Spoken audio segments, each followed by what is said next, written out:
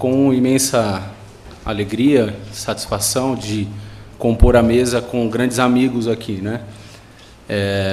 Eu e o Renato passamos alguns dias juntos agora, representando até a universidade na Itália, num congresso, e com alegria que eu apresento e abro a palestra dele nesse evento. Então, gostaria de apresentar como o expositor Renato Azamura Azevedo, mestrando, último semestre, né, das FMU, no mestrado de Direito da Sociedade e da Informação. Ele vai falar um pouco para a gente sobre a caricatura como forma de comunicação e a proteção conferida pela Lei do Direito do Autor. E, como debatedor, um grande amigo meu também, Emerson Marcelo da Silva, também mestrando pela FMU, último semestre. E passo a palavra, então, ao nosso colega Renato. Bom, eu vou passar para o tema, porque até então, assim, quando recebi o tema, achei um tema extremamente novo, né, de ter acontecido em janeiro desse ano, né, mas sobre a análise em si na legislação brasileira, tá? Então, a palestra vai ser dividida em 5 principais pontos para a gente poder analisar o que aconteceu na França, né, sobre o aspecto aqui da legislação brasileira, tá? Bom, antes de tudo, é necessário a gente informar que a sociedade da informação a qual vivemos tem passado por inúmeras, como se diz, movimentações no sentido de novas ferramentas. Hoje é possível, como eu estava com o Diego na Itália, a gente conseguiu acessar e acompanhar a manifestação que aconteceu ontem, a gente conseguiu analisar o que estava acontecendo, sabendo o que está acontecendo, porque hoje a informação, graças a Deus e felizmente, ela está passando a ser democrática. Então, você, a partir da internet, você consegue ter acesso realmente às informações. Digo acesso às informações, não digo em relação à qualidade da informação, que isso é outro conceito totalmente ligado à educação. Então, quem vai analisar se a informação é ou não relevante, claro que seria o próprio usuário ou recebedor da mensagem, tá? Então, com base nisso, a gente pode considerar que a informação em si recebida pela internet, ela não tirou, né, do lugar a imprensa. A imprensa se utiliza muito bem agora dessa ferramenta que é a web. Ela consegue trabalhar muito bem em todos esses tipos, criar relevância, expandir os conhecimentos para todas as pessoas em todos os continentes possíveis. Então, não há uma substituição da internet. A imprensa não foi substituída pela internet. Então, isso é muito importante a gente estar destacando aqui nesse congresso. Vamos lá. Outro ponto relevante é com relação à informação jornalística. Já partindo dessa premissa que a internet não tirou o lugar da imprensa, a gente precisa ter algumas questões aqui de natureza legal, que são os princípios que estão consagrados na Constituição Federal. Bom, a Constituição de 88 elegeu entre os direitos fundamentais a liberdade da imprensa, no artigo 5º, inciso 9º, e 220, parágrafo 1º. E o direito à imagem, no artigo 5º, inciso 10º. Bom, é importante destacar também que a imprensa em si, ela tem o seu papel. E o seu papel, de forma clara, é ser informadora e, ao mesmo tempo, formadora de opiniões, levando em conta que a internet cria isso muito mais rápido, em real time, todas as questões e as informações são altamente rebatidas ou podem ser censuradas e etc. Tá? Então, a gente fala, nesse contexto de sociedade da informação, o poder social, que é a imprensa moderna. Tá? Então, é chamado de quarto poder, capaz de invadir direitos alheios como a honra e a imagem. Se esse poder for utilizado abusivamente, poderá provocar danos irreparáveis a uma pessoa ou uma inteira coletividade. O que eu quero dizer com isso? As redes sociais, do modo que elas estão trabalhando, eventualmente vamos ter que destacar um caso concreto, que é o caso do Charlie Hebdo, mas eu vou passar isso mais para frente. Mas é tão rápido, é tão convergente as informações, as notícias, que pode ser que essa notícia arruine a vida de uma pessoa. Isso é fato, pode sim ocorrer. Quando você já viu, como é que você se retrata? Muitas vezes a retratação demora muito tempo. O judiciário não consegue atender essa demanda específica. Tá? Então, a questão é que realmente intensificou esse poder da imprensa. A imprensa realmente, com essa ferramenta, está como um quarto poder que a gente pode citar aqui. Bom, vamos falar sobre o caso do Charlie Hebdo. O caso em si é um caso nós estamos utilizando como fato, ok? Nós não se utilizaremos para defender a ideia que foi ou não discriminação, se houve ou não abuso, mas simplesmente relatar como fato para estudo, ok? Então, o jornalista, e é sempre interessante a gente escutar o outro lado, né? O outro lado que foi realmente atacado. E o jornalista Issa Ghorayeb é um jornalista libanês que tem um jornal em língua francesa.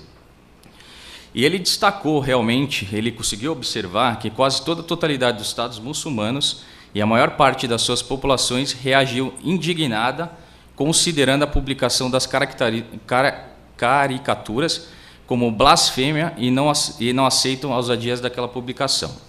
Isso foi ele falando que ele constatou. O redator explica que os muçulmanos consideram sacrilégio qualquer representação do rosto do profeta e destaca que esta proibição não consta do Alcorão. Isso é importante a gente estar informando. Livro sagrado dessas populações, mas fere símbolos espirituais consolidados e a liberdade de opinião e expressão não justifica o desrespeito aos símbolos religiosos. Então, nós estamos vendo que aqui nós temos dois principais itens que se contradizem ou que devem ser solucionados pela esfera do direito, da ciência do direito. Vamos lá, então, outra coisa que é muito importante relatar aqui é a questão quais são os limites da informação jornalística. Até quanto a imprensa pode falar mal de alguém, criticar alguém ou simplesmente passar a mão na cabeça. Então, aqui é o nosso papel como advogado e estudante de direito. A Constituição brasileira exalta a liberdade de expressão e, ao mesmo tempo, o direito à intimidade, à vida privada, à honra e à imagem. São questões mais particulares ligadas à vida privada, honra e imagem. A Constituição Federal cita por 3 vezes o direito à imagem, no artigo 5º, inciso 5º, imagem atributo, artigo 5º, inciso 10º, e imagem retrato, e a proteção da imagem como direito do autor, que é o nosso caso. A gente vai ter que analisar a questão da caricatura como proteção do direito do autor, que está no artigo 5º, inciso 28. Vamos explicar, então, cada conceito da Constituição. A imagem-retrato corresponde à representação visual do corpo humano, que pode se dar por diversos meios, como a fotografia, a pintura, o desenho, a caricatura, a escultura e outras formas de fixação e divulgação do aspecto corpóreo de alguém. Então, todos esses diversos meios, como a fotografia, a pintura, o desenho, a caricatura e a escultura, são a imagem-retrato que a própria Constituição protege, ok? E pensando na caricatura, charge e o direito de autor, qual a relação entre eles? Será que há relação? Bom, a Constituição, no seu artigo 5º, inciso 28, direcionado para o direito do autor, protege aquele que criou a obra, a reproduziu a imagem. Essa previsão constitucional não dispõe de regulamentação própria, visto que o texto ressalva nos termos da lei. Então, o legislador colocou bem claro que é nos termos da lei. Então, para analisar o sistema da propriedade intelectual no que é inserido o direito do autor, nós temos em cima das duas divisões a propriedade intelectual, a criação, que é dividida pela Lei de Propriedade Industrial, a Lei 9.279 de 96, e a Lei do Direito do Autor, que é a Lei 9.610 de 98. Então, a Constituição, quando ela coloca nos termos da lei, ela abriu a possibilidade de existir uma legislação própria que regule essas questões. Bom, voltando para o slide. E o que é a caricatura, então, nesse sentido? A caricatura é a representação exagerada de características ou hábitos de uma pessoa. É o retrato bem humorado e distorcido de um personagem sem conotação temporal.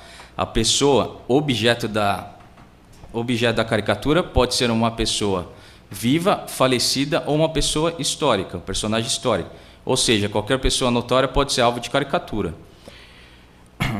E a charge? A charge corresponde, em regra, a um fato político e atual reportado de forma debochada, irônica e perde sua força e interesse com o passar do tempo. Então, a caricatura, tanto quanto a charge, qual é a origem delas, né? Então, necessariamente, na época que elas foram criadas, era para criticar regimes autoritários, regimes ditatoriais, e nesse sentido nasceu a caricatura e a charge. Hoje ela é utilizada comumente para questões religiosas e questões também de regimes, como a gente pode dizer, da direita, nesse sentido. Tá? Então, ela surgiu nessa época e até hoje mantém realmente esse tom humorístico, de crítica mesmo. Então, é uma questão democrática, uma questão saudável. Há apenas a crítica em si, não há a gozação, mas o humor é em si uma crítica que é protegida pela Constituição. Então, dentro da lei, né, do direito do autor, que é a 9.610, aqui a gente coloca os direitos protegidos por direitos autorais e não protegidos. Então, a gente veja, 1, 2, 3, 4, 5, 6, 7, que está em negrito, tem a proteção, desenhos, pinturas, gravuras ou ilustrações. Então, vejam, ela é protegida, sim. Então, ela tem direito do autor, a caricatura tem direito do autor. Bom, e chegando à questão da discussão em si, né? O que aconteceu? Na verdade, o tema em si não seria para verificar o lado da questão do caso do Charlie Hebdo, se foi. Volto a ressaltar novamente essa questão. Mas, na verdade, é para mostrar que há realmente que é uma forma democrática, a sátira, o humor, e, na verdade, havia a necessidade, né, de ter ou não o bom senso. E qual que é o limite dessa questão do bom senso? Bom, nós temos 3 doutrinas aqui no Brasil. Uma é a que a liberdade de imprensa é totalmente absoluta. A segunda é que a necessidade de proteger a honra, a vida privada e etc. E a terceira que tem que ser analisada como o judiciário faz no caso concreto. Então, teria que realmente ver cada elemento do caso concreto e decidir dessa forma. Então, concluindo a questão, com base nisso, realmente a nossa sociedade, a brasileira, é realmente uma sociedade totalmente misturada. Eu sou filho de japonês, misturado com português e alemão, então é uma bagunça, né? É uma salada. Então, nós temos realmente que ter a tolerância, né? E essa ironia que tinha na caricatura serve para parar as arestas e silenciar os excessos, mais a linha de demarcação sobre as intenções. Então, é nesse sentido que a gente faz a análise do caso, que como no Brasil deveria haver tolerância e proteger esse sistema democrático que pode-se utilizar a caricatura, a charge e a imprensa também como forma de comunicação.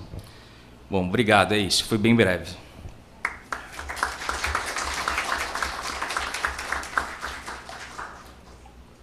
Sobre a palestra do Dr. Renato, eu gostaria de ressaltar e pontuar um aspecto muito importante que ficou bem claro na exposição dele, que é a necessidade, né, de dar maior importância para o estudo dos direitos fundamentais.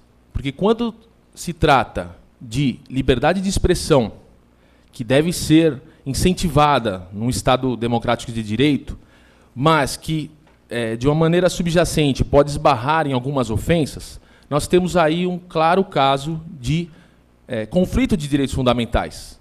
De um lado, a liberdade de expressão ou a liberdade de imprensa. De outro, um sentimento religioso,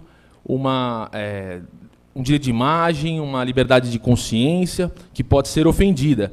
Então, este tema está classificado no tópico de conflito de direitos fundamentais. E é um tema que é um dos mais apaixonantes para se estudar, mas mais difíceis de se concluir algo, porque o direito como produto cultural, para que tenha eficácia, deve ter uma atenção muito grande com as práticas sociais. O direito muito dissociado das práticas sociais, ele perde muito sua eficácia. Então, temos que ter um conhecimento muito profundo da realidade social que é verificada na sociedade da informação, todas as complexidades que as inovações tecnológicas têm trazido. Então, dessa maneira, o estudioso do direito hoje, ele tem que ficar muito atento ao estudo e a uma crescente dedicação para a análise da ponderação de direitos fundamentais. A solução, o sopesamento de valores, a solução de conflitos. Então, quando tratamos de caricatura e que está enquadrado na liberdade de expressão artística e uma ofensa a um sentimento religioso ou político, liberdade de crença, de consciência, temos aí um claro conflito de direitos fundamentais. Então, eu quero só pontuar que nós do direito temos que assumir a responsabilidade de sermos os mediadores desse diálogo entre vários grupos que são verificados nessa complexa sociedade da informação, que muitas vezes esbarram quase que numa tentativa de extinção um do outro. Então, eu gostaria de lançar a reflexão a todos os estudantes e profissionais do direito de assumir essa postura de mediador dessa solução e dessa ponte de diálogo entre os grupos, né, esses grupos que muitas vezes têm se chocado de forma tão agressiva e tão violenta. Então, é só essa consideração que eu quero lançar. Gostaria de debater por horas e horas, não é, professora? Mas sabemos que os trabalhos têm que continuar, então eu passo a palavra aqui para o Dr. Diego Sanches. Diante dessa aula, né? Então a gente encerra os trabalhos dessa mesa. Agradeço novamente a todos que compuseram a mesa e nos contribuíram com um pouquinho do conhecimento de cada um. Muito obrigado a todos. Bem, dando continuidade aos trabalhos, passo a presidência à doutora Cláudia Pellegrini Neves. Boa tarde a todos. Dando continuidade, então, ao 8º Congresso Brasileiro de Direito na Sociedade da Informação, eu inicio agradecendo o convite da professora doutora Regina Célia Martinez, falar que é sempre um prazer estar aqui, tanto na UAB, como participando de um evento da FMU. Agradeço todos da FMU em nome da senhora. E já inicio passando a palavra para a professora doutora Maria Edivalci Pinto Marinho, que é doutora em Direito pela Universidade de Sorbonne e docente do programa de mestrado da UniCeub. Doutora, agradecendo a sua presença, já lhe passo a palavra. O tema que eu escolhi para falar com vocês hoje é um tema que foge um pouco o debate que tem sido feito, pelo que eu pude ver pelo programa até então. Eu vou trazer, assim como o meu colega anterior, o debate para o nível da propriedade intelectual. E o tema escolhido já foi feita até uma remissão na mesa anterior sobre as biografias não autorizadas. O tema, então, vai tratar de uma decisão do Supremo, uma decisão recente, se eu não me engano, agora de junho desse ano, sobre a autorização, a possibilidade ou não de uma autorização anterior à publicação de uma biografia. Mas meu objetivo não é tecer considerações sobre a decisão em si, mas de problematizar aqui com os senhores um questionamento indireto que a decisão trouxe, ao meu ver, e pode ser lido nas entrelinhas da decisão do Supremo, e que tem sido evidenciada a partir de uma outra modalidade de obra literária, que é a fanfiction. Para quem não está familiarizado com essa modalidade, a fanfiction é uma obra de ficção criada a partir de uma produção original por fãs que desejam apresentar uma nova versão para determinados eventos ou continuar a história que já tenha sido finalizado por outro autor. Na maioria dos casos, essa versão ela é compartilhada na internet sem fins lucrativos. E imagino que os senhores devem estar se perguntando qual a relação entre biografias não autorizadas e a fanfiction. Eu vou me explicar. A relação que eu gostaria de explorar aqui seria a relação entre liberdade de expressão na área dos direitos do autor. E as perguntas seriam: a quem pertence um personagem, seja ele real ou imaginário? Ao autor? Quem estaria autorizado a contar a nossa história? O biografado ou os seus herdeiros teriam direitos em determinar como sua história será contada? Na biografia não autorizada, o personagem normalmente é uma pessoa notória, né, até para que se gere o interesse do público em comprar a obra. E o interesse está em descobrir quem é o personagem, quem é a pessoa por detrás do personagem. As razões que ele tomou, o motivo pelos quais ele tomou determinadas razões. E, por aí, teria um interesse histórico, né, para contar o país ou contar determinados eventos históricos a partir de um outro olhar.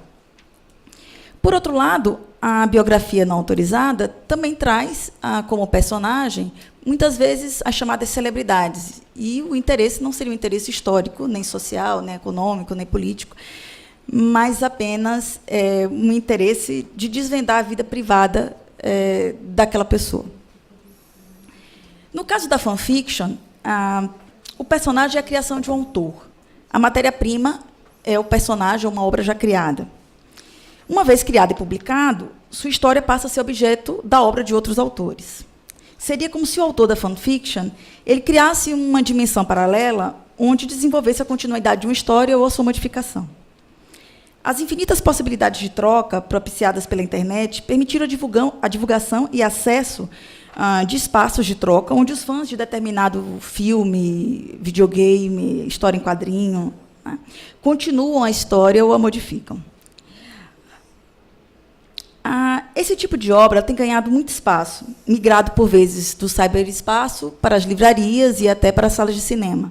Um caso bastante conhecido foi o caso do livro 50 Tons de Cinza, que teria sido uma fanfiction da obra adolescente Crepúsculo. Então, aqui a gente tem uma primeira diferença para explorar. No caso da fanfiction, no caso das obras, das biografias não autorizadas, o personagem ele é real. No caso da fanfiction, o personagem que está sendo tratado ali foi criado por um outro autor. Aqueles que são contrários à permissão legal da publicação de biografias não autorizadas questionam se seria justo o autor lucrar com a história de uma outra pessoa. O autor, caso tudo que ali fosse narrado fosse verdadeiro, estaria descrevendo a história em um personagem que não lhe pertencia com o objetivo de lucrar. Nesse sentido, a gente tem algumas manifestações contrárias a essa legalidade. Um jornalista chamado Renato Ferreira ele diz o seguinte, e aqui eu cito: o verdadeiro autor e dono das informações contidas numa biografia é o biografado, e não o biógrafo. Portanto, não se trata de censura, e sim do direito de resguardar ou não a sua própria história. O jurista César Bittencourt ele também questionou em um artigo que foi divulgado pela Conjur a possibilidade de se alcançar lucros a partir da história de outrem. Ele diz o seguinte, na verdade, ele questiona: seria razoável admitir-se que o biógrafo enriqueça às custas de personalidades conhecidas? Né? E ele adianta: a biografia de personalidades ilustres é um patrimônio pessoal e intransferível, que não pode ser usurpado por ninguém a título algum. Posição de um lado. Né? No caso da fanfiction, os autores contrários à prática questionam algo bastante semelhante. Acho que o autor que todos aqui, de alguma forma, conhecem, o George Martin, que escreve ainda, né, o Game of Thrones, ele é bastante atuante nessa área e, segundo o autor, a obra que ele cria, para ele, é como se fosse um filho. E ele diz o seguinte, e aqui eu cito: eu não quero as pessoas brincando com eles, meus filhos, né? Muito obrigada. Mesmo as pessoas que dizem que amam os meus filhos. Tenho certeza de que é verdade, eu não duvido da sinceridade do afeto, mas ainda assim, ninguém pode abusar das pessoas de Westeros, que foi o cenário que ele criou, exceto eu mesmo. Isso não tem nada a ver com dinheiro ou direitos autorais ou a lei, é uma reação instintiva emocional. Essas manifestações me levam a algumas perguntas. E aí eu volto às perguntas que eu fiz, compartilhei com vocês no início da minha apresentação. A quem pertence o personagem? Se a história pertence ao autor original, aqui falando no caso da fanfiction, ou ao biografado, haveria um direito exclusivo em determinar como essa história está sendo contada? Qual seria o espaço para a liberdade de expressão nos direitos do autor? No caso das biografias, o Supremo Tribunal Federal, recentemente, considerou que a necessidade de autorização prévia seria uma censura privada, e que nosso ordenamento já haveria mecanismos que inibiriam os excessos. Então, que, na opinião do Supremo, a biografia não precisaria de autorização prévia. A relatora do caso, a ministra Carmen Lúcia, ela optou, em seu voto, pelo direito à informação por meio da liberdade de expressão. Segundo a ministra, aqui citando, a biografia autorizada é uma possibilidade que não exaure a possibilidade de conhecimento das pessoas, comunidades, costumes, histórias. E entre a história de todos e a narrativa de um, opta-se pelo interesse de todos. Percebe-se aqui que a liberdade de expressão ela foi valorada em razão do direito à informação dos demais, da possibilidade de melhor compreendermos a nossa história. Nesse caso, a história real ela não precisaria da autorização para ser contada. A personalidade pública, a pessoa pública, seria um personagem sem direitos autorais patrimoniais sobre sua própria história. Enquanto que nas fanfictions, se interpretarmos a produção como uma obra derivada, qualquer modificação precisaria de autorização prévia do autor, né, original. Pela lei, haveria ofensa aos direitos morais do autor, segundo o artigo 24, incisos 4 e 5. Né? Nesse caso, ao personagem fictício, vejam só que loucura, né, seria garantido indiretamente, via seu autor, uma maior proteção do que aquela assegurada aos personagens reais. Mas pode-se falar em censura quando, via direitos autorais, se proíbe a criação de uma fanfiction? Ou a censura só se aplica a divergências de opiniões de natureza política ou religiosa? No caso da fanfiction, a censura seria legal porque motivada pelo exercício dos direitos de exclusividade concedidos pela propriedade intelectual ao seu autor? Em que difere a ofensa à liberdade de expressão nas biografias não autorizadas e a fanfiction? Os direitos morais do autor seriam mais valiosos que o direito à intimidade dos biografados? Eu entendo que há uma diferença clara entre as proteções. No caso das biografias não autorizadas, ao lado da liberdade de expressão, existe o direito de todos de conhecer a história. Personagens reais que foram relevantes para a construção do nosso país, da nossa cultura. Trata-se de um dado histórico que deve ser preservado. Para proteger essa possibilidade de conhecer e discutir nossa história, mitigamos, em casos concretos, a liberdade ou o direito à intimidade de pessoas públicas e de suas famílias. Já nas fanfictions, a liberdade de expressão dos autores desse tipo de obra estaria contraposta ao direito de propriedade intelectual do autor. Qual seria o interesse da coletividade nesse caso? Assegurar a todos o direito de escrever sobre o que desejar? Até que ponto se apropriar de personagens de histórias já criadas poderiam configurar uma limitação ao exercício da liberdade de expressão? Estamos falando apenas de casos em que o autor da fanfiction teria lucro ou essa proibição valeria para todos, mesmo daqueles que não tivessem interesse em lucrar com a sua produção.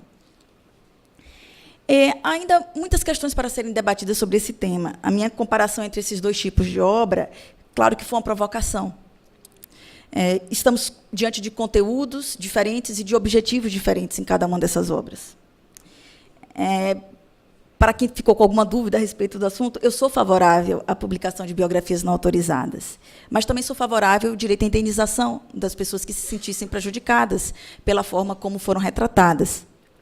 Faz parte de uma sociedade democrática. A minha comparação, na verdade, teve por objetivo questionar a nossa lei atual de direitos autorais. Estaria ela adaptada à nova forma como os conteúdos têm sido elaborados e divulgados atualmente? O espaço dado à liberdade de expressão e acesso à informação são suficientes? Eu acredito que não. A questão do fair use, como permitido no ordenamento jurídico americano, ainda precisa ser aperfeiçoado na nossa legislação para garantir acesso, em casos específicos, que atendam ao interesse público. O limite sobre o uso da obra protegida também precisa ser discutido. As plataformas nas quais os conteúdos são divulgados, em muito foram alterados, e nossa norma ainda tem por base plataformas de séculos passados, 16, 17, 18. Qual o limite para cópia? Há projetos de lei que tramitam, né, atualmente, que dizem que o limite máximo seria de 25% da obra. Outros projetos aumentam o rol do uso não autorizado. Outros chegam a falar de licença compulsória para direitos autorais. Se todos nós aqui formos comparar as nossas ações aos direitos exclusivos assegurados ao autor pela Lei 9.610, artigos 28 e 29, eu tenho certeza que chegaremos a uma cruel conclusão. Todos nós aqui infringimos direitos do autor. Desde o momento que apresentamos uma obra no teatrinho da escola, né, e cobramos a entrada, no momento que reproduzimos uma obra ou xerocamos parte do livro porque a gente gostaria de rabiscar e não queria rabiscar nossa obra, né, o livro que a gente comprou. E, para isso, a gente pede ajuda de alguém, de um terceiro, a lei só autoriza que nós mesmos procedamos façamos essa cópia, a gente está infringindo o direito do autor. Mesmo sem ter consciência direta disso. Isso eu estou falando para juristas, né? Imagine do outro lado. Os direitos de propriedade intelectual, eles são relevantes para a nossa sociedade, mas precisamos discutir se os instrumentos criados nos séculos anteriores ainda estão adaptados à nossa realidade. Se os objetivos para os quais os direitos foram criados ainda podem ser alcançados com os mecanismos que a lei dispõe. O equilíbrio justo entre proteção ao autor e o acesso pela sociedade não é uma linha fixa, mas uma linha que se redefine em função da forma como o conteúdo é elaborado e da forma como ele é divulgado, e, sobretudo, da necessidade do acesso à informação pela sociedade. Eu espero que hoje eu tenha trazido alguns questionamentos para os senhores em relação à relação entre direitos de propriedade intelectual, sobretudo direitos do autor, e o que a gente chama de liberdade de expressão. Agradeço a todos pela atenção e me coloco à disposição para as perguntas. Obrigada.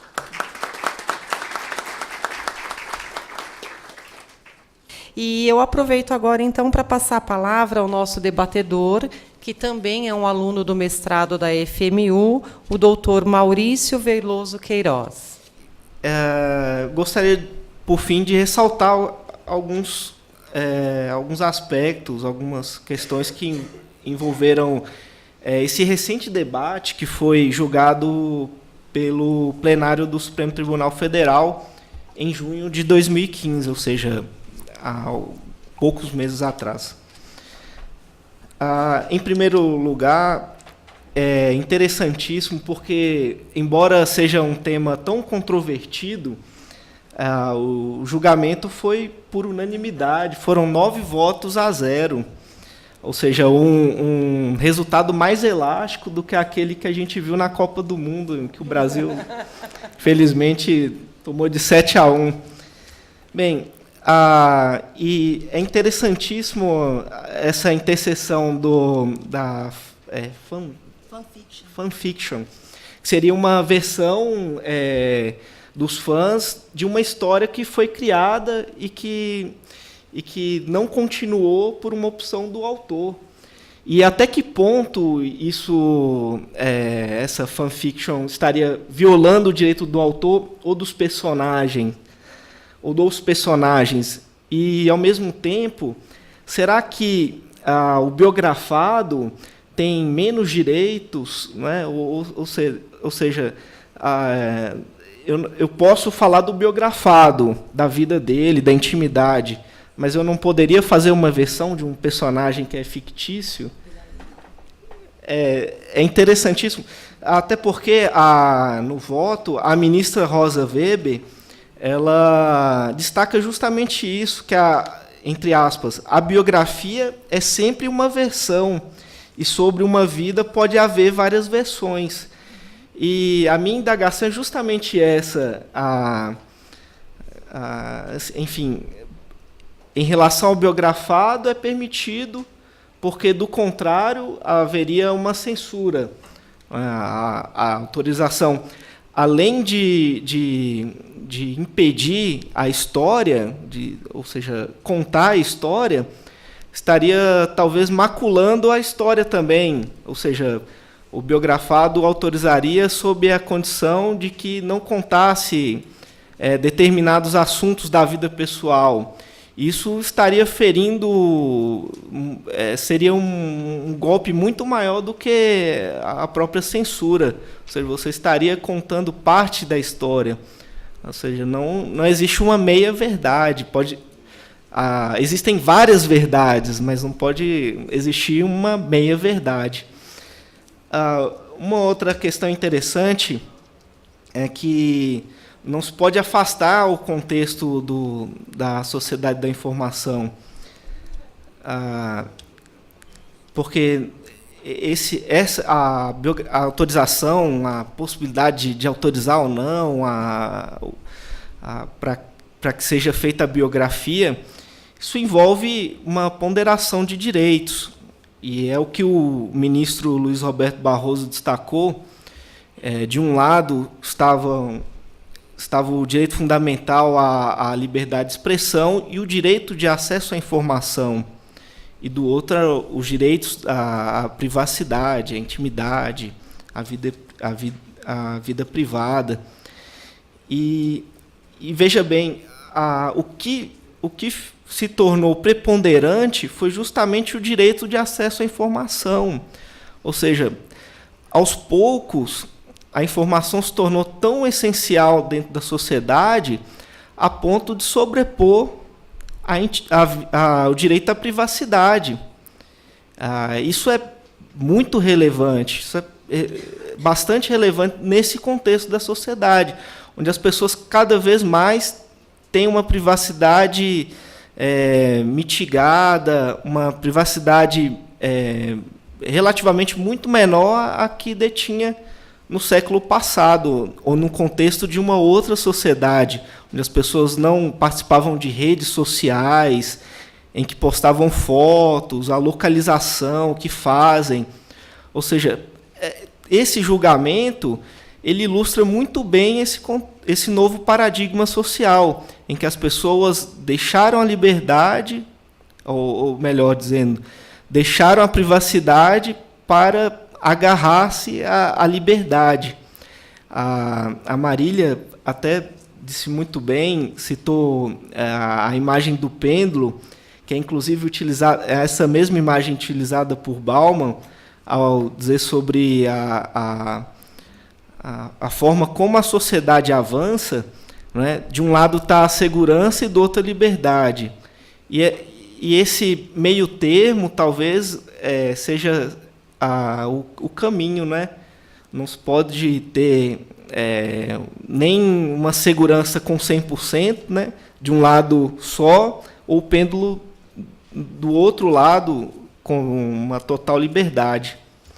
Enfim, eram essas as considerações. Eu passo a palavra à presidente da mesa. Obrigado. O doutor Maurício trouxe algumas questões, né, bastante interessantes sobre o voto dos ministros e a relação entre privacidade e liberdade. Né? Foi até uma questão, como você bem lembrou, que foi trazida já por muitos autores que nos antecederam, com certeza, mas o Bauman ele tem uma visão bastante interessante sobre isso, né?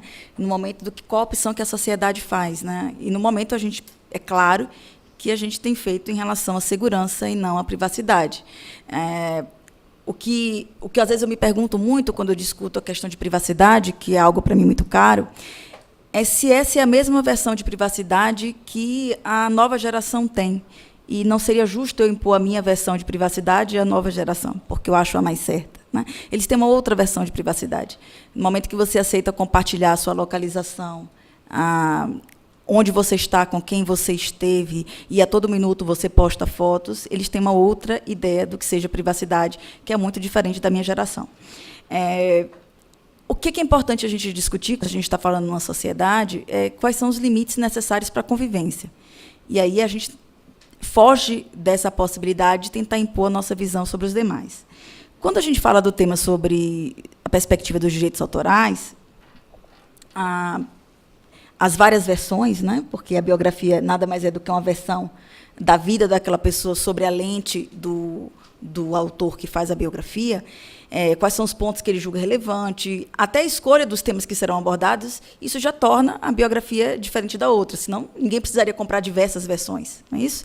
Existem biografias de determinadas personalidades que têm uma venda muito maior do que as demais, ou um conteúdo histórico, a outra aborda questões mais privadas, quem era o pai, quem foi o pai fulano de tal, quem foi o político, e por aí vai.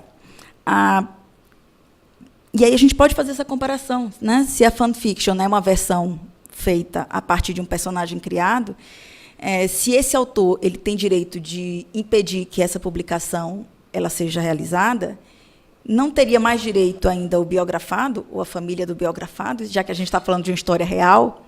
E aí vem aquela questão de como que a gente pode balancear isso? A gente tem que olhar para o interesse público, né? Qual é o interesse público numa fanfiction, né? Qual o interesse público em conhecer a história de Nelson Mandela, a história de Getúlio Vargas? Qual o interesse? Né? Os interesses são diferentes, verdade seja dita, né? Mas o assunto não é tão simples quanto se parece, quanto pode aparentar. E o que eu tenho questionado bastante é os direitos que hoje nós acordamos aos autores precisa ser repensado, e foi esse todo o propósito da minha provocação. Né? Fiz uma comparação com a decisão recente, exatamente para questionar em vocês até onde essa política de todos os direitos reservados ela pode estar adaptada à nossa necessidade hoje. Acho que foi isso, né? Dando, então, continuidade aos nossos trabalhos, nós temos a honra de receber aqui hoje o Dr. Vitor Souza Lima Blota, que é doutor em Direito pela Universidade de São Paulo. Temos também compondo a mesa doutora Flávia Piva Almeida Leite, doutor em Direito pela Pontifícia Universidade Católica e docente do Programa de Mestrado em Direito na Sociedade da Informação.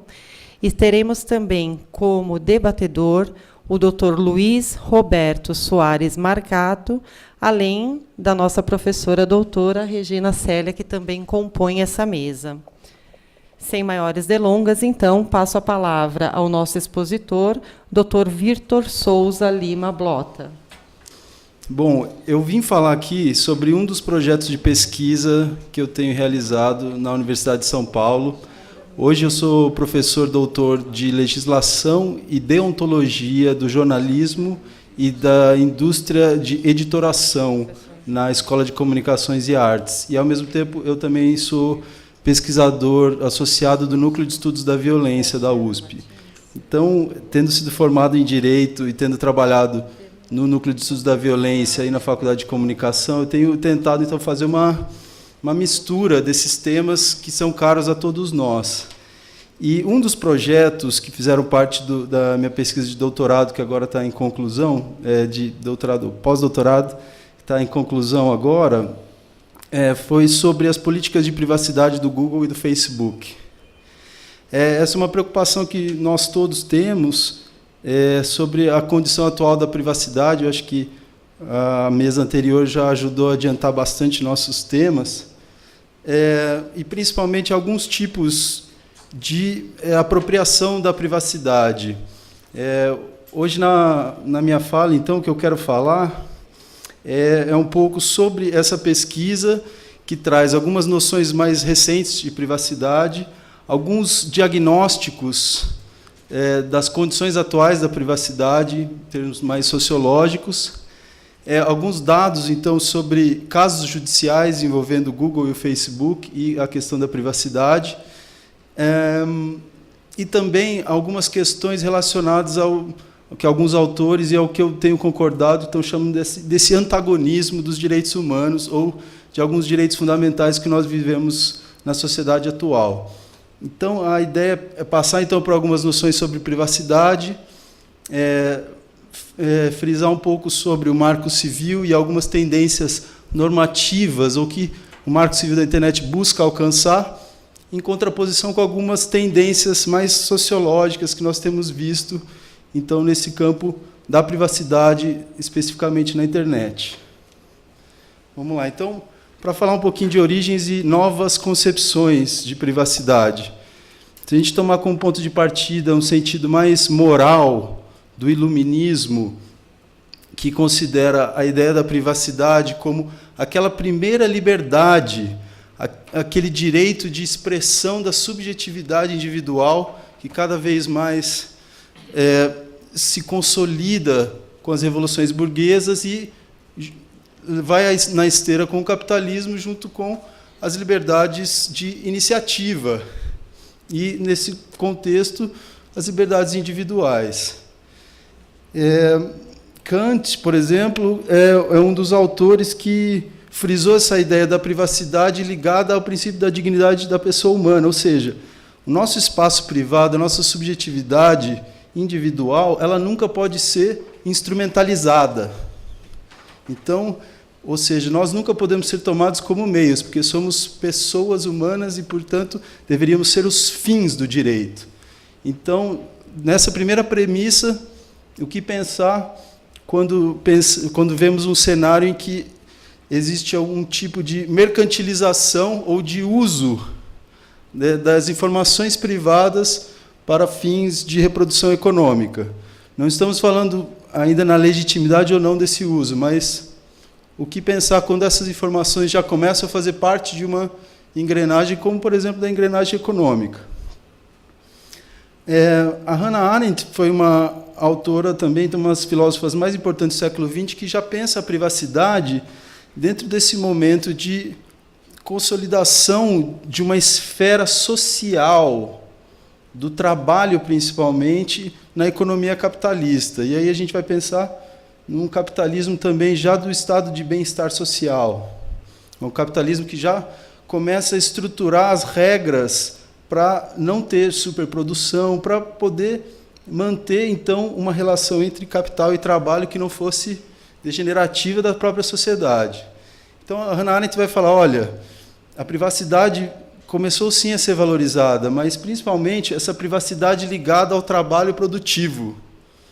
Ou seja, a privacidade não só das luzes ligada à expressão cultural, à subjetividade individual, ao romantismo, que vieram com as revoluções burguesas, mas também esse espaço social do privado que agora passa a ser valorizado, principalmente se a gente levar em conta que a privacidade, a ideia do privado nas sociedades antigas, ocidentais como na Grécia, era motivo de algo vexatório, que tinha que ser escondido. O privado era aquilo que ficava dentro de casa e era ligado à reprodução das necessidades da vida. Então, o privado era algo a ser escondido, enquanto que a vida pública, a fala e a participação na polis que era realmente valorizada. Mas o trabalho que a Hannah Arendt começa, então, a ver numa sociedade burguesa, uma sociedade capitalista, que começa a ser valorizada. E, nisso, a privacidade vai junto. A cultura, a reprodução da cultura também segue nessa esteira.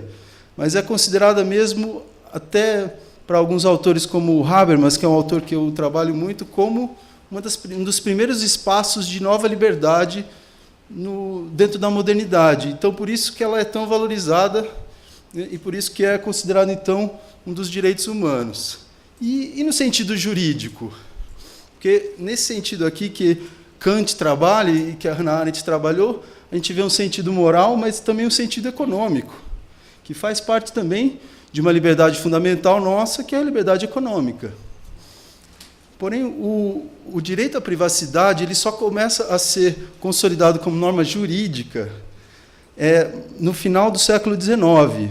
Então, um artigo de 1890, publicado na Harvard Law Review, por um autor chamado Weissman e Brandeis. Depois eu posso passar exatamente a referência, mas o nome do texto é chamado The Right to Privacy.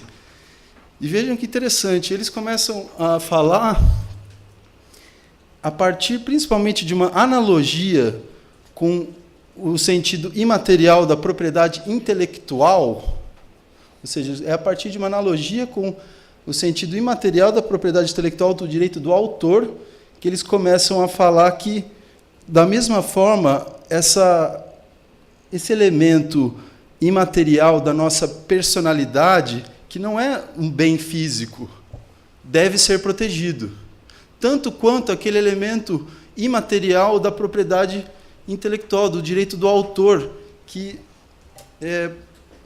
cabe a ele decidir se ele deve divulgar ou não. Então, falando sobre uma decisão judicial dos Estados Unidos, ou, se não me engano, acho que na própria Inglaterra, de um duque ou um arquiduque ou algo assim, que decidiu por não publicizar suas cartas depois dele morrer, ele colocou no testamento. E eles usaram essa decisão como uma possível analogia para se pensar no direito à privacidade, principalmente contra a industrialização de uma imprensa que, segundo eles, cada vez mais entrava pela porta dos fundos nas casas. E olha só, eles estão em 1890 falando da invasão de uma imprensa que, por muitas vezes, né, entrava pela porta dos fundos das casas. Imagina se a gente pensasse hoje também. Então, eles começaram cada vez mais a propor então, que houvesse, do mesmo jeito que a proteção para o sentido imaterial da propriedade intelectual, uma proteção à integridade da personalidade. Esse seria o sentido da privacidade. E aí que a gente também começa a pensar, olha, não é contra exatamente a opressão do Estado em relação à liberdade individual que se propôs o direito à privacidade como direito, como norma jurídica, mas em relação a uma possível interferência da própria força da sociedade em relação aos indivíduos.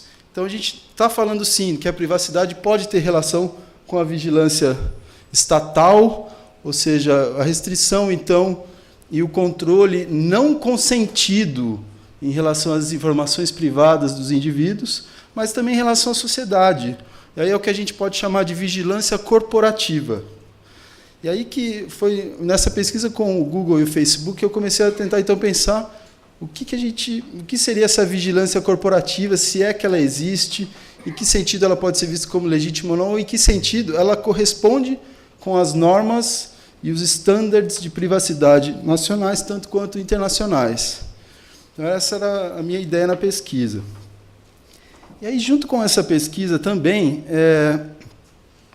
eu fui fazer um estágio do pós-doutorado na Universidade de Nottingham, no Centro de Direitos Humanos.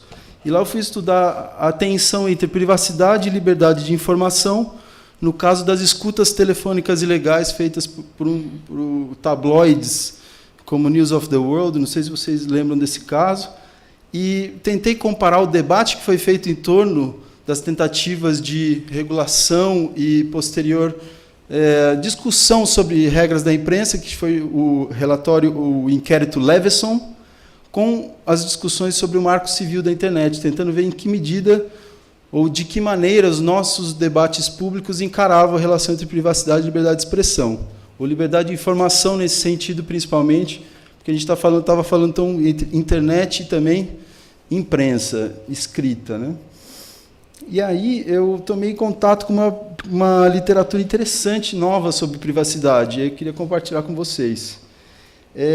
O próprio Habermas, ele é um autor cujas as teorias auxiliam mais recentemente na defesa da privacidade. Primeiro de tudo, para se pensar que a privacidade ela tem uma justificativa pública muito forte, muito importante, porque ela é como se fosse a liberdade primeira que garantiria que a nossa adesão aos pactos políticos fosse realmente livre.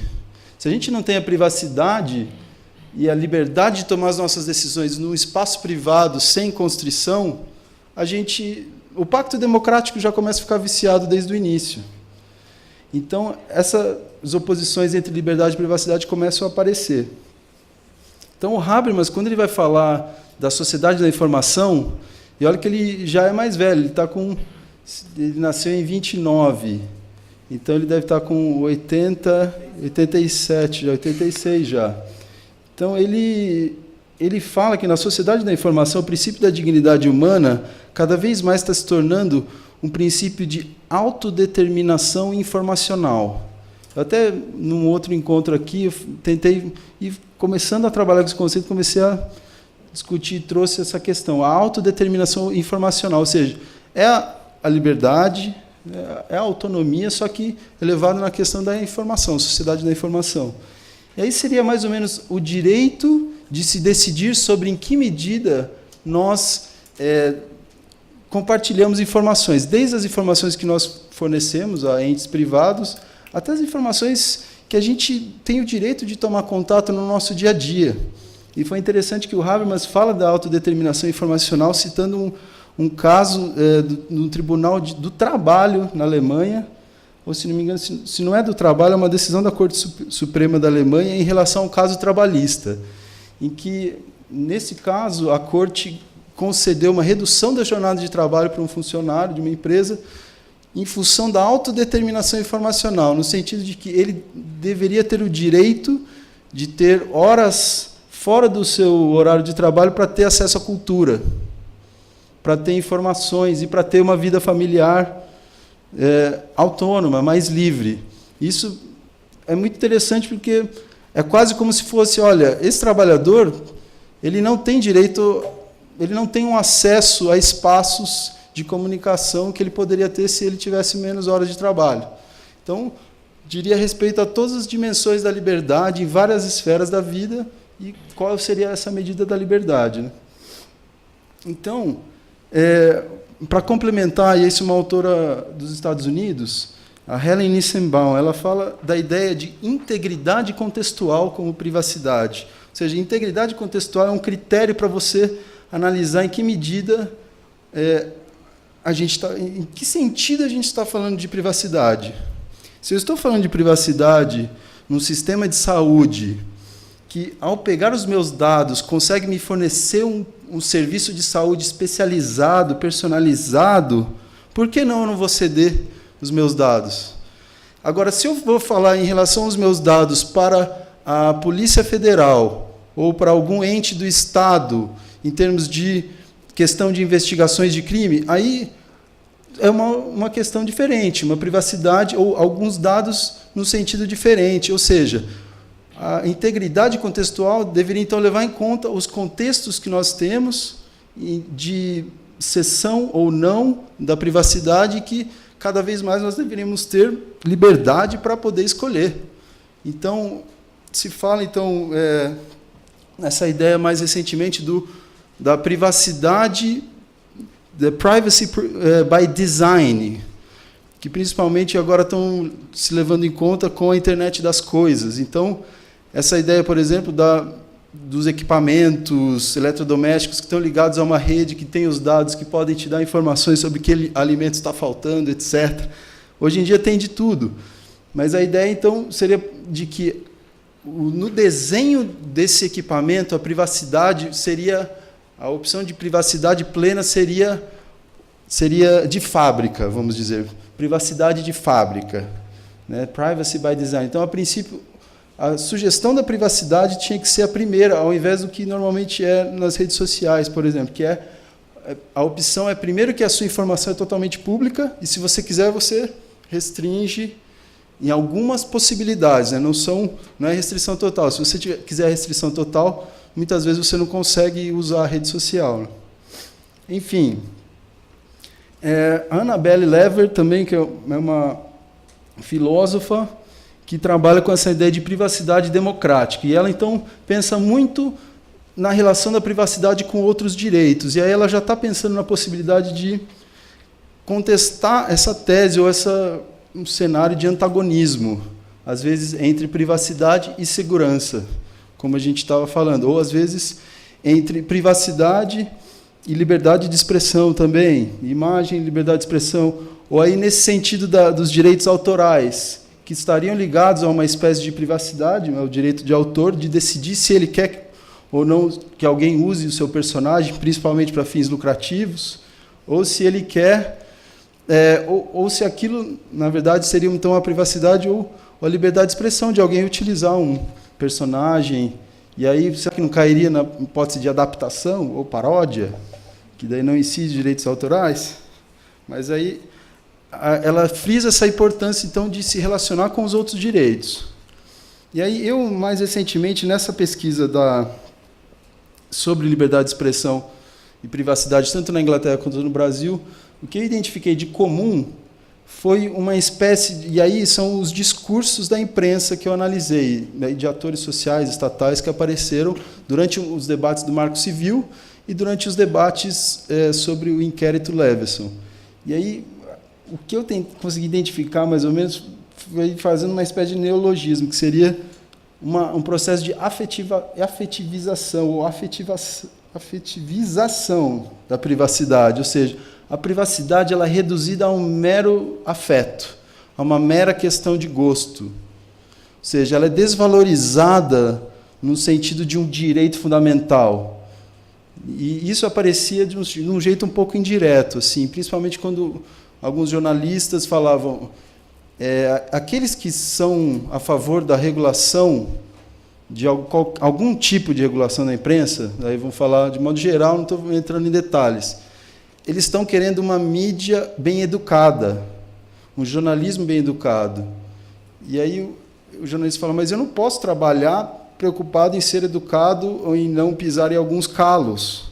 Eu sei que, às vezes, não fui muito simpático e, às vezes, eu ofendi algumas pessoas. Porém, a liberdade de expressão, a liberdade de imprensa é necessária e, inclusive, isso é um mal necessário da liberdade de imprensa, a possibilidade de você pisar em alguns calos, de você ofender alguém, ou de você escrever algo que não é mais ou menos o que alguns querem ouvir. Daí eu fiquei pensando, puxa, eu acho que a privacidade... E, lógico, eu não estou falando, a gente está falando em geral, né, não em casos específicos, mas me parece um pouco que a privacidade é confundida com uma questão de gosto, ou uma questão de afeto. Uma pessoa não gostou... Eu não posso ficar escrevendo o que todo mundo vai gostar, principalmente um jornalista, né, ele tem que... Inclusive, não é essa ideia, o conceito de notícia é justamente aquilo que alguém não quer que seja publicado, e é de interesse público. Então, o que pareceu haver, então, uma espécie de desvalorização sutil, bem sutil da privacidade. Até, vejam só a sutileza. Vocês conhecem a frase atribuída ao Voltaire, né, que se fala, olha, eu posso não concordar com a sua opinião, porém vou defender até a morte o seu direito de dizê-lo, certo? Não vou concordar, não posso não concordar, mas defendo até a morte o seu direito de dizê-lo. Havia uma frase muito parecida de um jornalista que ele falava assim, isso numa crítica, olha só, era um jornalista num debate com um comediante inglês, que também sofria invasões dos tabloides e fez parte, então, dessa campanha, né, dizendo que, olha, realmente a imprensa dos tabloides inglesa principalmente abusa. E esse jornalista virou e falou assim, eu posso não gostar do fulano de tal, que é o editor de um dos jornais sensacionalistas. Esse é se não me engano, é o The Daily Mirror. Se vocês abrirem a internet e olharem The Daily Mirror, gente, é pior do que qualquer tipo de programa policialesco de televisão que vocês possam imaginar. É assim, é de putrefação até mortes causadas por cirurgias, é uma coisa grotesca. Bom, esse editor, o que ele diz? Ele acha que o jornalismo tem o dever de expor os vícios morais da sociedade. E aqueles que são personalidades públicas, como são exemplos, eles deveriam zelar, sim, e ter uma vida às vezes privada, modelo. Ou seja, é direito meu, sim, inclusive direito de informação do público, de saber dos desvios sexuais ou qualquer coisa, mesmo que implique realmente entrar na vida privada dessas pessoas. Bom, esse jornalista virou e falou, olha, eu posso não gostar do tipo de jornalismo que aquele editor faz e dessa ideia de jornalismo dele, porém, você não pode silenciá-lo. Não cabe a mim silenciá-lo e a sociedade vai perder muito mais se a gente silenciá-lo. Então, a diferença é sutil, mas é entre o termo gostar e discordar. Eu posso não gostar do fulano, ou seja, posso não gostar do que ele escreve, porém, ele tem o direito de dizer. Uma coisa é não gostar, outra coisa é que aquela fala possa violar a imagem ou a honra ou a dignidade de alguém. E isso, lógico, a gente tem que definir um caso privado, um caso concreto. Bom, só para falar rapidinho desse cenário de antagonismos. E aí é o que parece que está acontecendo na nossa sociedade, e aí quando a gente mais estuda direitos humanos. É a ideia de o tudo ou nada. ou a situação de trocas absolutas de direitos fundamentais. É lógico que se a gente colocar em perspectiva, usar o princípio da integridade contextual, a gente pode deixar mais sutil essa tese. Mas o que aparece? É de que, principalmente, segurança, privacidade ou vigilância está entremeado, por exemplo, em antagonismos. Do mesmo jeito que liberdade de informação pode ser vista como um antagonismo com a privacidade. Como, por exemplo, se eu aceito entrar numa rede social, o que eu estou querendo? Direito a acessar um espaço de informações, liberdade de expressão. Mas se eu fizer isso, eu necessariamente tenho que relativizar e ceder parte da minha informação privada. Ou seja, não tem meio termo. Ou é um ou é outro. Ou lógico que a gente pode decidir, em algumas medidas, o quanto que a gente cede, mas são medidas estabelecidas. Não existe uma rede social, quer dizer, agora está começando, né? Tem uma chamada Elo, parece, com 2 L's, e que eles dizem, olha, a gente não cede para propaganda, para anunciantes, as suas informações privadas. E aí, inclusive, está tendo mais procura, etc. Ou seja, a valorização da privacidade começa a virar um valor de mercado também. E assim vai. Mas esses antagonismos, que tipo de conflito mesmo é entre esses direitos? Eu acho que são antagonismos. E esses antagonismos são discutidos por alguns autores. A Chantal Mouffe, que é uma filósofa suíça que tem sido estudada, principalmente por estudos críticos da América Latina, ela fala que a sociedade democrática, o Estado de Direito, ele é composto por princípios contraditórios e antagônicos por natureza. Existe um conflito eterno na democracia, e uma boa democracia seria aquela que seria capaz de manter os conflitos. Ou seja, ela deriva desse pensamento até ligado a Hannah Arendt, até ligado a Freud, Marx, Nietzsche, essa linha mais crítica, que fala de uma incompletude. É impossível a gente chegar numa sociedade que todo mundo vai ficar contente. Ou seja, o que a gente tem que conseguir? A democracia, ela chama de agonismo. A gente até pensa, o agon, que é o deus grego da disputa. Mas ela fala, a democracia é um pluralismo agonístico, que significa entrar em disputa com adversários, porém não inimigos, que você visa eliminar. É uma disputa entre adversários, que não visa, então, eliminar o outro.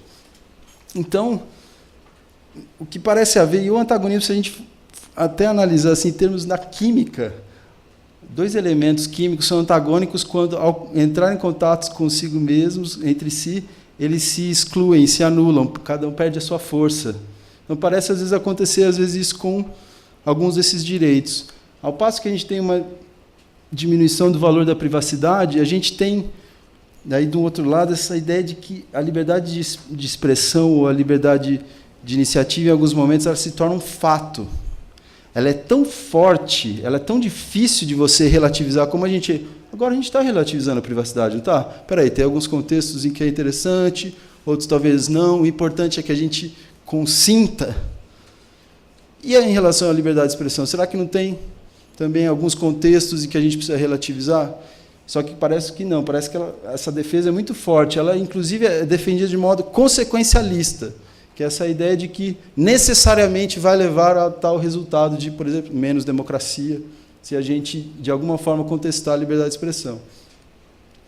Então, o que parece haver, então, é que a gente não está começando a ter cada vez mais conflitos na nossa democracia, e muitas vezes a gente cai para antagonismos, ou seja, cai para situações de tudo ou nada. Ou você escolhe por segurança, ou você escolhe liberdade individual, meu amigo. Não tem meio termo aqui, principalmente uma sociedade, né, ligada à questão da ameaça do terrorismo, etc., como é a sociedade inglesa, né, mas mais para frente, quem sabe, pode acontecer conosco também. Aí temos outros autores que vão falando sobre isso. Então, Daniel Solove é um autor americano, jurista, que trabalha, é um dos fundamentais sobre privacidade. Ele tem um livro chamado Understanding Privacy, e um outro chamado The Future of Reputation. Eles falam bastante sobre a privacidade na internet. E aí um desses livros dele chama Nothing to Hide. E aí ele está tentando derrubar e contra-argumentar nesse argumento, que eu não tenho nada para esconder. Se eu não tenho nada para esconder, não tem problema acessar a minha privacidade. Se for para garantir a segurança, tudo bem. E ele diz que isso é uma falácia, que essa ideia de que eu não tenho nada para esconder poderia, de alguma forma, ser prejudicial para uma pessoa, que não é questão de esconder alguma coisa, não. É a questão de uma presunção de liberdade. Do mesmo jeito que a gente tem a presunção de que a liberdade de expressão deve ser defendida e somente em casos excepcionais, a posteriori, se pode haver uma indenização ou até mesmo algum tipo de supressão. Por que não com a privacidade? Porque a privacidade virou uma presunção de delinquência. A gente tem o caso do aplicativo Secret também. Tudo bem, se a gente entrar no mérito, não, o aplicativo Secret foi utilizado realmente para praticar crimes, mas, em tese, um aplicativo que as pessoas não queiram, que elas tenham anonimato, e, segundo elas, é para poder compartilhar informações e experiências que elas não poderiam, do mesmo jeito, abertamente, por que necessariamente a gente já tem uma presunção de delinquência? Então, a gente vê como é que esses direitos eles não são direitos humanos como a gente pensa na Convenção de Viena, interdependentes, mesmo em hierarquia. Eles já começam assim, já começam desequilibrados. E quando a gente daí vai tentar equilibrar, sempre um vence em relação ao outro. Então, essa ideia de quase a interpretação jurídica, e eu quis tentar trazer isso, que se a gente está num antagonismo, em que um direito, para garanti-lo, você precisa perder o outro, nosso sopesamento, nossa técnica de hermenêutica mesmo, de sopesar os princípios, acaba virando uma gangorra, uma balança gangorra. Então, não é um balanceamento em que, ao valorizar um, você deveria valorizar o outro. Não, é uma balança gangorra. Se você valoriza um, você perde o outro. Então, isso acaba sendo um reflexo na reflexão jurídica, né? Klaus Günther também é um autor alemão que vai falar sobre isso, sobre essas trocas absolutas. O Habermas também vai falar de uma ideia de democracia como a tentativa de administrar essa tensão permanente entre os direitos de autonomia individual e os direitos de autonomia política, ou seja, o consenso sobre até onde vão as liberdades individuais, né? E as liberdades individuais tendo a liberdade suficiente para poder livremente participar dos consensos coletivos, e assim vai, né? Então, ele fala também, olha, é uma sociedade tensa, tem dissenso, e como que a gente administra isso sem uma religião que consiga fazer todo mundo pensar do mesmo jeito? E aí, bom, dos marcos normativos, eu acho que as tendências sociológicas também falei um pouco aqui. Eu acho que, só para frisar, né, eu acho que a gente já discutiu bastante isso, e o mestrado na Sociedade da Informação teve um papel fundamental no comitê gestor da internet, que ajudou, então, a montar um marco. Então, vocês sabem que ele está muito afinado com propostas internacionais, marcos internacionais e marcos nacionais, da questão da internet. Então, reafirma a liberdade de expressão, procura pensar novamente ou dar ferramentas para a gente interpretar as tensões entre liberdade de expressão e privacidade e esses outros princípios também. O projeto de lei para a proteção de dados, então as tentativas agora de regulamentação são muito importantes também nesse sentido. Mas quais são as intenções maiores que parece haver? Uma tentativa, eu acho que, não sei se vocês concordam comigo, do marco, tornar possível mediações e resoluções de conflitos ligados à informação com empresas ou até mesmo com o governo, prévias à judicialização, ou seja, dar procedimentos em que nós poderíamos entrar em contato com as empresas de informação e pedir para retirar os dados, né, assim, numa espécie de mediação extrajudicial. Só que o que parece acontecer é o contrário. Aí eu vou mostrar para vocês aqui no Google e Facebook, por exemplo, o número de casos. A gente tem uma escalada de casos judiciais e parece ter. Hoje mesmo eu ainda estava atualizando esses dados e aí atualizei para 2014, que 2014 teve uma explosão de casos maior do que já a curva indicava casos judiciais de indivíduos em primeira instância contra o Facebook e o Google. Então, eu não entrei muito em detalhes nos casos, ainda estou levantando as informações, mas a maioria clara dos casos é de dano moral, direito à imagem, direito de informação, responsabilidade civil, obrigação de não fazer, cautelar inominada. Então, são assuntos de processos que indicam a questão da privacidade. Aí eu não entrei no mérito, não sei quais foram as decisões, mas o que indica? Tem gente insatisfeita com a questão da privacidade em relação a órgãos corporativos, a empresas. E outra coisa, diferentemente do que o Marco Civil parece indicar, está havendo um aumento da judicialização desses casos, o que não parece ser positivo. Bom, outras questões. Direito ao esquecimento, a gente pode falar isso mais no debate também. Privacy by design, privacy by default, que eu falei para vocês. Então, a diferença seria que um é no desenho do instrumento, obrigado, e uma outra que seria nas próprias políticas de privacidade. Tá? Então, na própria política de privacidade, a primeira opção deveria ser privado. E depois você pode aumentar a publicidade. Hoje em dia é o contrário. Então, isso seria uma norma que todos deveriam respeitar. Bom, nesse caso prático aqui, meu tempo se esgotando, mas só algumas palavrinhas rápidas a gente pode falar mais no debate. As políticas de privacidade do Google e Facebook, a minha análise é de que elas não são políticas de privacidade, elas são políticas de publicização dos dados. É lógico que toda a ideia de uma privacidade implica alguma noção de publicidade também, aqui da mesma forma, mas parece que a ênfase é muito mais em como as empresas usam seus dados e como você pode tornar visíveis ou não os seus dados. Você não tem opção de olhar para dentro do sistema e descobrir, por exemplo, quais são os parceiros para quem eles fornecem dados. E, nesse momento, a gente pode, sim, chegar próximo de interpretação de que podem ser esses contratos consentimentos não informados, porque são empresas que eu não sei. Como é que eu posso assinar uma coisa que os termos não estão previstos ali? Cláusulas nulas de pleno direito, talvez. E aí a minha ideia, e acho que alguns estão concordando com isso, até o Center for Law and Democracy, que é um instituto muito interessante na nossa área, que fica em Halifax, ali na Nova Escócia, do Toby Mendel, produziu um relatório, que é esse aqui que eu deixei, e fala da transparência do uso da privacidade, dos dados privados, como uma forma de balancear esse uso e tornar mais, então, consciente as pessoas do que elas estão cedendo ou não. E isso é mais liberdade, tanto em termos de direitos quanto em termos econômicos também, porque, no fim das contas, vai gerar mais fidelidade à empresa.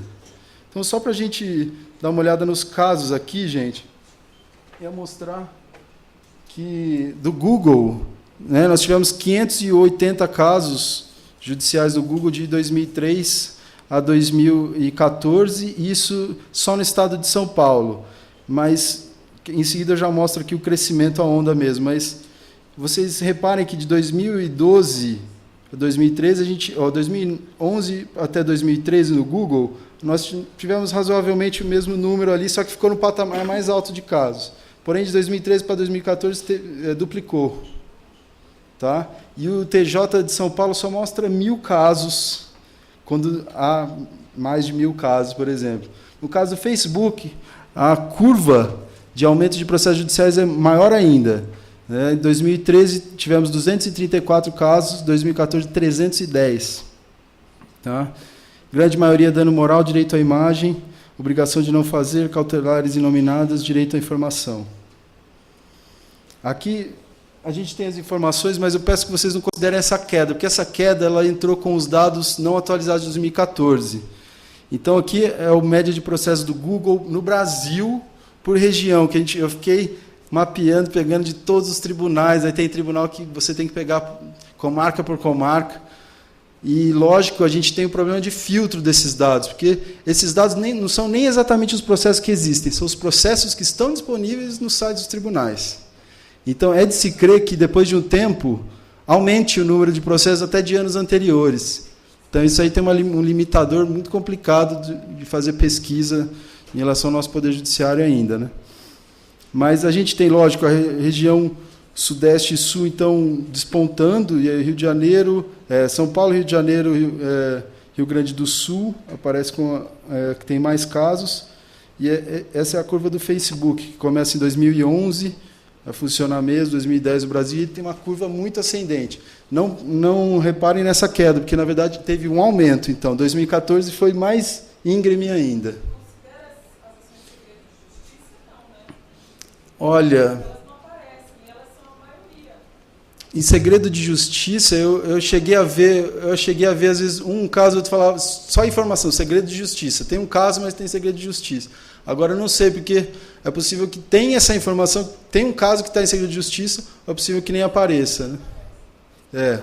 Então, tem todo esse problema ali dos dados, da validade desses dados, mas o que indicam esse aumento, né? Então, gente, era mais ou menos isso. Esse era o último slide, as tendências mesmo, essa ideia de que nós temos uma intenção de tornar conciliações maiores, consensos extrajudiciais, para a gente viabilizar mais rapidamente a defesa da privacidade, principalmente. Eu estou falando privacidade porque eu tomo como presunção de que a privacidade, a reivindicação por privacidade é legítima. Tudo bem que a gente vai ver caso a caso. Só que, de outro lado, a gente tem incerteza das decisões judiciais. A gente tem a questão da criminalização do anonimato, que eu falei para vocês, só que está ligado a essa argumentação sobre a presunção de delinquência da privacidade, que o anonimato é considerado como um dos 10 princípios de liberdades da internet. É muito importante a gente discutir isso, porque a gente, na nossa norma constitucional, tem liberdade de expressão vedado ao anonimato. A gente precisa estudar em que sentido e trabalhar em que sentido, porque tem poucos estudos sobre isso. E como minimizar esses antagonismos, essa ideia talvez seja então um aumento para debates mais práticos e morais, então sobre então que sentido a gente está desvalorizando ou não a privacidade, ou às vezes supervalorizando outros direitos. Considerações da questão da transparência, da ordem da inteligibilidade, até mesmo a questão das emoções. Que sentido, né, empresas ou governos estão tratando essa questão sem considerar a personalidade e a questão das emoções, da personalidade, da integridade da personalidade, ou seja, tem que envolver de alguma forma também essa questão do reconhecimento, da emoção, e aí é um tema interessante. E, por fim, essa ideia que, em muitos sentidos, talvez hoje em dia, na área dos direitos humanos, as políticas públicas mais interessantes são aquelas em que o direito ele cria uma norma que faz com que ele mesmo dê um passo atrás e fale, espera aí, eu não posso judicializar tudo, eu não posso entrar demais. Eu acho que eu tenho que garantir as condições para que a sociedade possa resolver seus conflitos e eu apareço na hora que precisar mesmo. Se a gente judicializar até o fim, a gente vai, né, tendo essa chance ou caindo próximo de antagonismos, porque a lógica jurídica funciona muito desse jeito mais binário mesmo. A gente não consegue compor os interesses. E aí a transparência aparece como algum possível encaminhamento de solução, mas também há ressalvas. A gente sempre pensa que a transparência é necessariamente um bem que vai fazer com que a democracia melhore, mas há ressalvas. Daí qualquer coisa vocês me perguntem no debate. Eu agradeço demais, desculpa por passar do tempo. Um prazer falar aqui para vocês.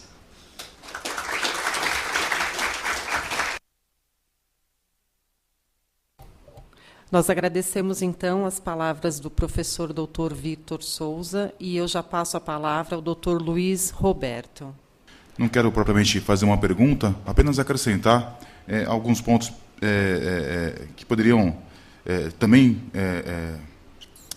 serem trabalhados nessa exposição que foi feita. De fato, a composição entre a transparência e a proteção à privacidade e a informação é uma coisa que é uma crescente, que talvez não tivemos presenciado ou vivido há coisa de 30, 40 anos, em razão da internet, principalmente, que fomentou isso daí. Há uma preocupação, vimos notoriamente que há uma preocupação do Estado nisso daí, talvez a publicação de algumas leis, como a 12.527, que fala de acesso à informação, é um dos maiores vetores nisso daí, talvez mais do que o Marco Civil até. Ela vai tratar de maneira muito muito lógica como que o Estado deve trabalhar com essa informação sem mitigar o direito à privacidade, né? Então, a composição do princípio fundamental e desse direito fundamental que a própria lei coloca de acesso à informação é importante. Nessa mesma toada que o Paulo Bonavides já falava, ainda que de maneira didática, né, quando ele fala da 4ª geração dos direitos fundamentais, mas ele já trabalha essa composição. Mais uma vez, quero agradecer, brilhante palestra, professor, e passo a palavra para a presidente de mesa. Bom, agradecemos, então, a palestra proferida pelo professor doutor Souza, professor Vitor Souza Lima Blota,